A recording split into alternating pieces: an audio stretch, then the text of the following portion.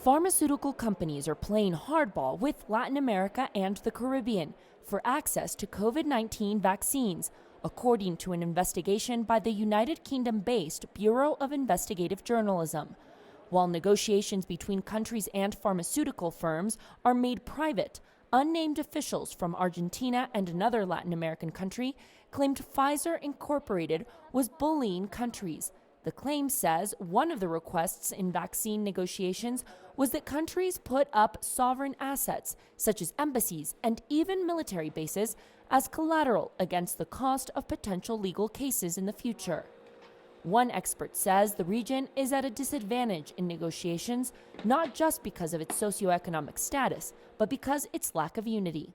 The European Union has a higher capability of negotiating, especially compared to Latin America and its tradition of divisions. I believe multinationals use the famous divide and conquer principle, and they can even choose different prices. Pfizer did not comment on the negotiation allegations, citing privacy and confidentiality, but issued a statement to the Bureau of Investigative Journalism saying it was committed to working with governments to ensure equitable and affordable access to COVID-19 vaccines. Pfizer also said it has allocated doses for low and lower middle-income countries at their not-for-profit price, which included an advance agreement with COVAX, an international initiative for COVID-19 vaccines, to provide up to 40 million doses in 2021. Another lawyer in Colombia says not only should countries of the Caribbean and Latin America negotiate together, but they should also demand transparency without fear that this will hurt them in future negotiations. One example is Costa Rica. From the beginning of the coronavirus pandemic, Costa Rica started an initiative with the World Health Organization called COVID-19 Access Pool.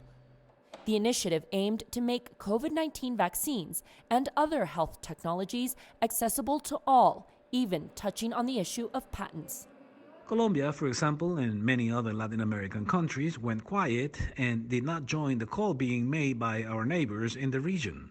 But in no way did that call make Costa Rica lose vaccines. In fact, Costa Rica and Chile were among the first to receive Pfizer vaccines.